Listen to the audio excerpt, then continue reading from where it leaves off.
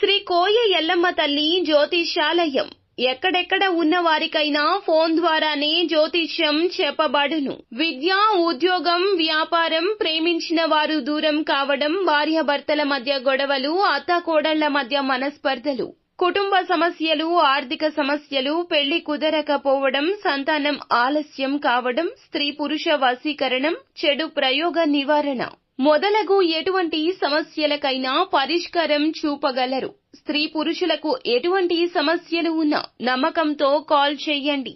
Guruji Govindaraju 9703930797.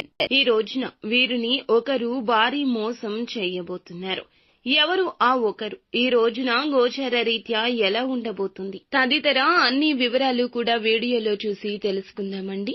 Video మీకు నచ్చితే తప్పకుండా ఒక చిన్న లైక్ అయితే చేసి మమ్మల్ని సపోర్ట్ చేయండి.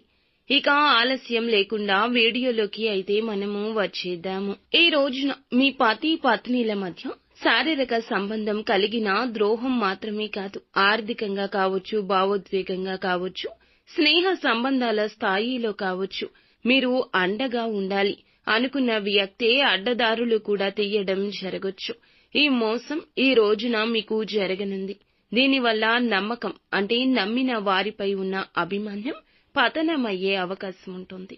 మీ యొక్క జీవిత భాగస్వామి లేదా ప్రియమైన వ్యక్తి మీపైన అర్థం లేని అభియోగాలు వేయడం ప్రారంభిస్తారు. ఫోన్లను దాచడం, గోప్యత ఎక్కువ అవ్వడం, నిదానంగా వారి వ్యక్తిగత సమాచారం మీకు అందకుండా చేస్తారు. పనిలో ఎక్కువ ఆలస్యం, అజ్ఞాత కాల్స్, ఇంటి పని, ఆఫీస్ పని పేరుతో వస్తాయి.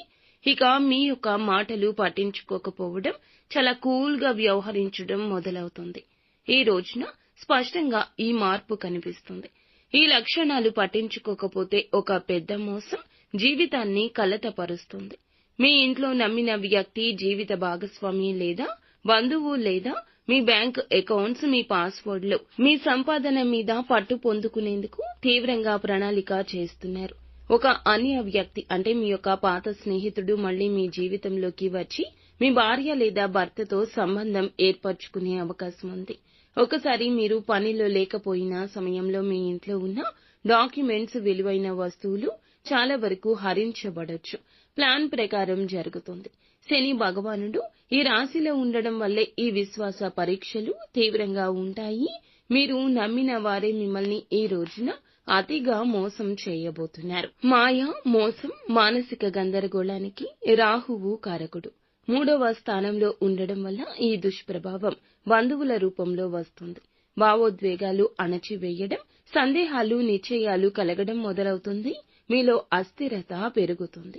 ఈ యొక్క అపాయాన్ని నివారించాలంటే ఖచ్చితంగా పూర్తిగా నిశ్శబ్దంగా పరిశీలించండి. ఏమీ ఎవరిని అనకండి. వాళ్ల ప్రవర్తన, మాట్లాడే తీరు గమనించండి. లింకులు, పాస్వర్డ్లు అన్ని కూడా మార్చేయండి. ఇంట్లో డాక్యుమెంట్స్ ని సురక్షితంగా దాచండి. నేరుగా ఎదురుగా ప్రశ్నించకుండా ఎవరితో అయినా స్నేహంగా మాట్లాడండి. మీ ఇంట్లో ఉన్న వారిపై డీటెయిల్డ్ నోట్స్ పెట్టండి.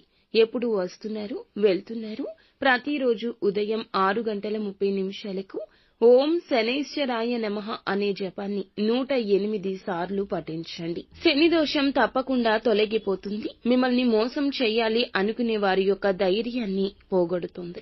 ప్రతిరోజు సాయంత్రం 6 గంటలకు దీపం వెలిగించండి. ముఖ్యంగా నల్ల నువ్వుల నూనెతో దీపాన్ని వెలిగించండి. నిత్యము హనుమాన్ చాలీసాను పఠించండి. ఈ రోజున ఎవరిని నమ్మి ఏ నిర్ణయం తీసుకోవద్దు. ఆపత్కాలమున ఒక వ్యక్తి సాయం కూడా అందుతుంది. వారి యొక్క సాయాన్ని కూడా పరోక్షంగా మార్చే పద్ధతిన శత్రువులు ప్రయత్నిస్తున్నారు. మీరు మౌనంగా ఉండి ఆలోచించి మీ యొక్క పరీక్షలో నెగ్గే ప్రయత్నం చేయండి. అంతా మంచి జరుగుతుంది.